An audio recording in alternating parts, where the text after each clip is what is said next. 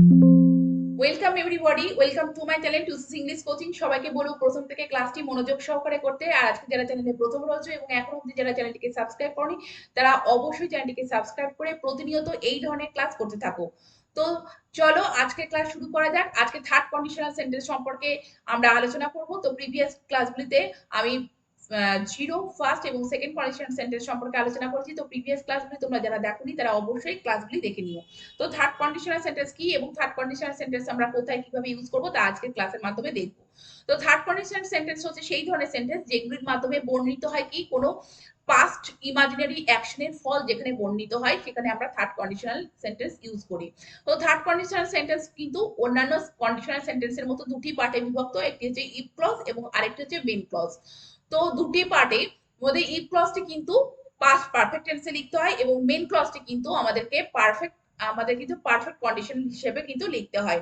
তো এখানে একটি কথা মনে রাখবে যে দেখো যে এখানে কিন্তু আমরা রেজাল্টটি অর্থাৎ থার্ড কন্ডিশনাল সেন্টেন্সের রেজাল্টটি কিন্তু আলটিমেটলি ঘটেই না। তার কারণ হচ্ছে ইফ ক্লজে যে ঘটনাটি অ্যাকশনটি বর্ণিত থাকে সেটি কিন্তু ঘটে না। তো এটার কয়েকটি এক্সাম্পলের মাধ্যমে আমরা দেখে নেব। দেখো, if he had boarded that plane he would have been in danger. তিনি যদি প্লেনে চাপতেন তাহলে তিনি বিপদের মধ্যে থাকতেন। কিন্তু দেখো ইফ ক্লজের যে এই ঘটনাটা সেটা কিন্তু আদতে ঘটেনি, তাই তাকে কিন্তু বিপদের মধ্যে থাকতে হয়নি। আর দেখো দুটি সেন্টেন্সের পার্টি কিন্তু পাস্টে লেখা হয়েছে। পরেরটি দেখো, if he had studied hard, সে যদি কঠোরভাবে পড়তো he would have pass the exam, তাহলে সে এক্সামটা অর্থাৎ পরীক্ষায় সে পাশ করে যেত। কিন্তু সে কঠোরভাবে পড়েইনি, তার জন্য তার পাশ করাটা সম্ভব হয়নি। পরেরটা দেখো, ইফ আই হ্যাড টাইম, যদি আমার সময় থাকতো I might have come to meet you, তাহলে আমি তোমার সাথে দেখা করতে আসতে পারতাম, কিন্তু আমার কিন্তু সময় হয়নি। অর্থাৎ ইফ ক্লজে যে অ্যাকশনটা সেটা কিন্তু ঘটেইনি আদতে, তাই রেজাল্টটাও কিন্তু আমরা পাইনি। তবে এই ধরনের সেন্টেন্স গুলো আমরা কিন্তু হ্যাড দিয়েও শুরু করতে পারি। সেক্ষেত্রে এই সেন্টেন্সটি কিন্তু হ্যাড আই হ্যাড টাইম এইভাবে কিন্তু লিখতে হবে। তো had I had time I might have come to meet you, এইভাবে কিন্তু সেন্টেন্সটি লিখতে হবে। তো পরবর্তী সময়ে আমি এই ধরনের সেন্টেন্স নিয়ে আলোচনা করছি। এবার আমরা কিভাবে লিখবো সেন্টেন্সটি, অর্থাৎ থার্ড কন্ডিশনাল সেন্টেন্স কিভাবে লিখবো সেটি আমরা একটু দেখে নেব। তো দেখো, প্রথমে ইফ, তারপরে সাবজেক্ট, তারপরে কি করতে হবে, সেন্টেন্সটি পাস্ট পারফেক্ট টেন্সে লিখতে হবে। অর্থাৎ সাবজেক্টের পরে যে ভার্ব, তার সেই ভার্বের কি ফর্ম লিখতে হবে, সেই ভার্বের হ্যাড, তারপরে ভি3 ফর্ম, অর্থাৎ ভার্ব ভি1 এর ভি3 ফর্ম। অর্থাৎ সেন্টেন্সটি আমাদেরকে পাস্ট পারফেক্ট টেন্সে লিখতে হবে। কোনটি? ইফ ক্লজের পার্টটি। আর মেন ক্লজ দেখো, সাবজেক্ট প্লাস উড বা উড হ্যাভ বা wouldn't have plus past participle form লিখতে হবে, অর্থাৎ ভার্বের ভি3 ফর্মটা লিখতে হবে। তো এখানে আমরা একটা কথা বলে রাখি, আমরা কিন্তু এই ধরনের সেন্টেন্সের ক্ষেত্রে মেন যে ক্লজটি সেটি কিন্তু আমরা প্রথমেও রাখতে পারি এবং ইফ ক্লজটি কিন্তু পরে রাখতে পারি। কিন্তু যদি ইফ ক্লজের পার্টটি আমরা যদি প্রথমে রাখি সেক্ষেত্রে কিন্তু আমাদেরকে একটা কমা প্লেস করতে হবে। এবার একটি উদাহরণের মাধ্যমে এই স্ট্রাকচারটা আমরা একটু বুঝে নিই। দেখো, if you had told me about the meeting I would have come. তুমি যদি আমাকে ওই মিটিংটার ব্যাপারে বলতে তাহলে আমি আসতাম, কিন্তু দেখো তুমি আমাকে বলোনি এবং তার জন্য আমার আশাও হয়নি। তো বুঝতেই পারছো, দেখো দুটি সেন্টেন্স, এই সেন্টেন্সটি দুটি পার্টে বিভক্ত। ইফ ক্লজের পার্টটি কিন্তু পাস্ট পারফেক্ট টেন্সে লেখা হয়েছে, ইউ হ্যাড টোল্ড, এটা দেখেই বুঝতে পারছো।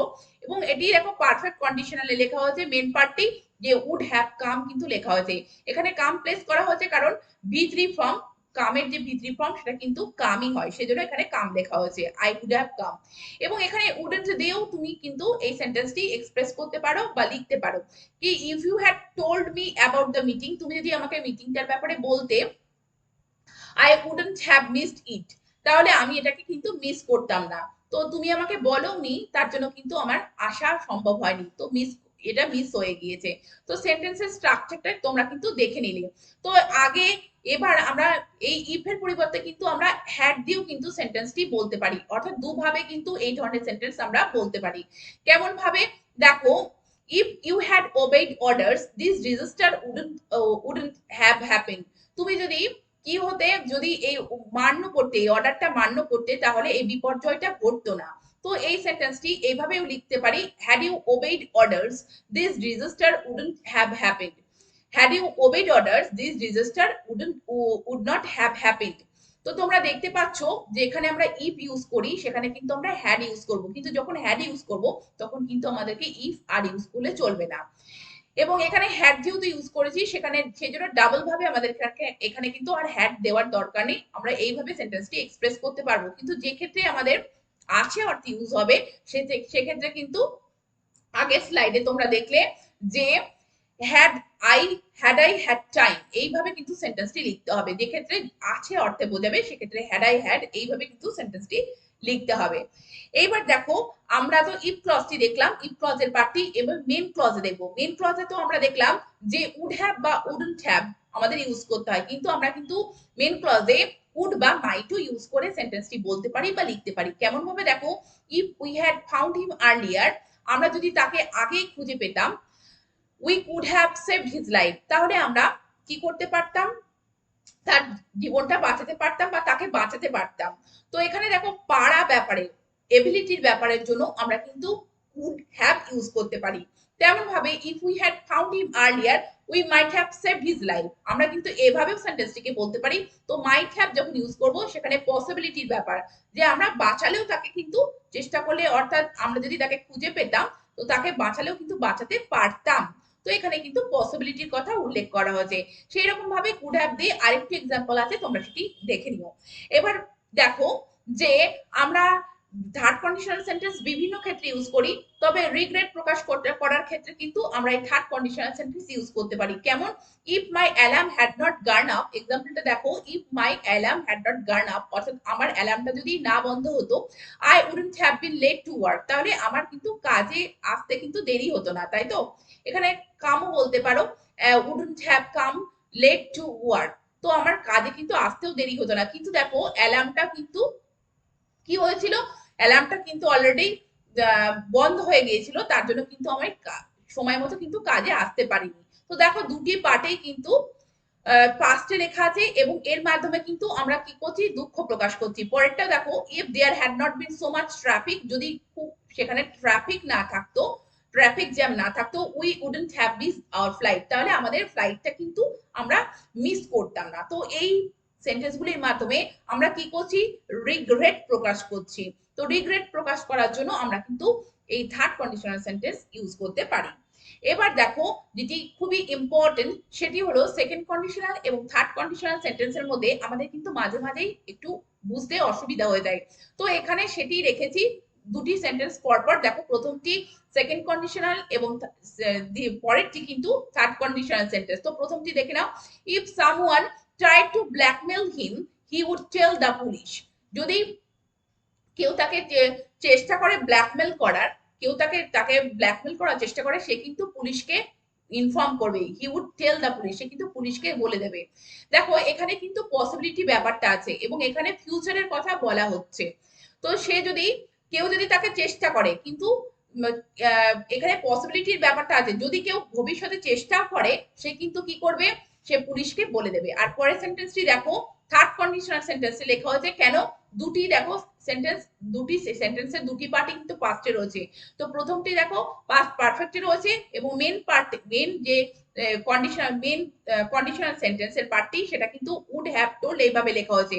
তো সেন্টেন্সটি মানে কি, if someone had tried to blackmail him, যদি তাকে কেউ ব্ল্যাকমেল করার চেষ্টা করতো, he would have told the police, সে তাহলে পুলিশকে কি করতো, বলে দিত। কিন্তু দুটি ঘটনা দেখো, ইফ কন্ডিশনাল সেন্টেন্সের পার্টটি কিন্তু আদতে ঘটেইনি, অর্থাৎ কেউ তাকে ব্ল্যাকমেল করার চেষ্টাই করেনি, সেই জন্য কিন্তু তাকে কমপ্লেন, অর্থাৎ তাকে কিন্তু পুলিশকে বলতেও হয়নি। তো এই ঘটনা দুটি পাস্টে ঘটেছে এবং এটা ইমাজিনারি অ্যাকশন, এটা কিন্তু পসিবিলিটি একদমই নেই। তো দুটি সেন্টেন্স, অর্থাৎ সেকেন্ড কন্ডিশনাল এবং থার্ড কন্ডিশনাল সেন্টেন্সের মধ্যে তোমরা কিন্তু পার্থক্যটা বুঝতে পারছো। পরেরটা দেখো, if a burglar came into her room at night he would scream, যদি কোন একটা চোর তার ঘরে রাত্রিবেলা ঢোকে সে কিন্তু চেঁচিয়ে, ভয়ে চেঁচিয়ে উঠবে। এটা কিন্তু দেখো সেকেন্ড কন্ডিশনাল সেন্টেন্স। তো এখানে পসিবিলিটিটা একটু হলেও থাকে, আছে, যে যদি কোনো সময় তার ঘরে কিন্তু চোর ঢোকে সে কিন্তু চেঁচিয়ে উঠবে। কিন্তু পরেরটা দেখো, if a burglar had come into her room at night he would have screamed, যদি কোনো একটা চোর তার ঘরে ঢুকতো তাহলে সে চেঁচিয়ে উঠতো, কিন্তু কোনোটাই কিন্তু ঘটেনি। সেই জন্য দেখছো যে পরেরটি কিন্তু থার্ড কন্ডিশনাল সেন্টেন্স এবং এটি একটি ভীষণ একটি গুরুত্বপূর্ণ একটা টপ পয়েন্ট, যেখানে আমরা সহজে বুঝতে পারি যে কোথায় আমাদের সেকেন্ড কন্ডিশনাল সেন্টেন্স ইউজ করতে হবে এবং কোথায় আমাদের থার্ড কন্ডিশনাল সেন্টেন্স ইউজ করতে হবে। এবং অবশ্যই আমরা স্ট্রাকচারটা কিন্তু দেখে নেব যে এখানে কিন্তু শুধু সিম্পল পাস্ট রয়েছে, কিন্তু এখানে পাস্ট পারফেক্ট। আর এখানে দেখো কন্ডিশনাল নেই, শুধু উড, তারপরে এখানে শুধু মোডাল অক্সিলারিটা ইউজ করা হয়েছে, এবং তারপরে ভার্বের ফার্স্ট ফর্ম প্রেজেন্ট V1 ফর্মটা ইউজ করা হয়েছে, কিন্তু এখানে দেখো উড হ্যাভ টোল্ড কিন্তু ইউজ করা হয়েছে। এবার আমরা আরো একটা ইম্পর্টেন্ট পয়েন্ট আমরা এখানে দেখে নেব, যখন হওয়া অর্থে বোঝাবে তখন আমরা সেন্টেন্সগুলিকে সেকেন্ড কন্ডিশনাল সেন্টেন্স এবং থার্ড কন্ডিশনাল সেন্টেন্সে কিভাবে বলবো। দেখো, if I were the coach, যদি আমি কোচ হতাম, I would not go to the meeting, আমি ওই মিটিংটা যেতাম না। তো যদি আমি কোচ হতাম, আমি ওই মিটিংটা যেতাম না, কখন বলবো, যে যখন যদি আমি কোনো সময় কোচ হই, তো আমি সেখানে কি করব, আমি ওই মিটিংটাই যেতাম না। তো এখানে আমার কোচ হওয়ার পসিবিলিটিটা একটু হলেও আছে, কিন্তু দেখো পরেরটি সেন্টেন্সটি, যেটি থার্ড কন্ডিশনাল সেন্টেন্স লেখা হয়েছে যে if I had been the coach that day, যদি আমি ওই দিনে কোচ থাকতাম। তো ব্যাপারটা হচ্ছে যে আমি থাকতাম, তো এখানে ব্যাপারটি যে কোনোভাবেই এই ইফ ক্লজে ঘটনাটা ঘটেনি, সেজন্য আই উডন্ট হ্যাভ গান টু দ্য মিটিং, তাহলে আমি কি করতাম, আমি মিটিং এ যেতাম না। তো ইফ ক্লজে যে ঘটনাটি সেটা কোনোদিনই আদতে ঘটেনি, পাস্টে ঘটেনি, তাই সাবজেক্টে কিন্তু যেতেও হয়নি। তো তোমরা অবশ্যই আশা করি বুঝতে পেরেছো কোথায় থার্ড কন্ডিশনাল সেন্টেন্স ইউজ করতে হবে এবং কিভাবে আমরা লেখার ক্ষেত্রে এবং বলার ক্ষেত্রে থার্ড কন্ডিশনাল সেন্টেন্স ইউজ করব, এবং ডিফারেন্সটা কোথায় সেকেন্ড কন্ডিশনাল সাথে থার্ড কন্ডিশনাল সেন্টেন্সের। তো এই ধরনের সেন্টেন্স অবশ্যই তোমরা প্র্যাকটিস করতে থাকো বলে এবং লিখে। আর আজকের ক্লাসটি যদি ভালো লেগে থাকে তাহলে অবশ্যই চ্যানেলটি সাবস্ক্রাইব করে প্রতিনিয়ত ক্লাস করতে থেকো। Thank you very much, thank you for watching this video.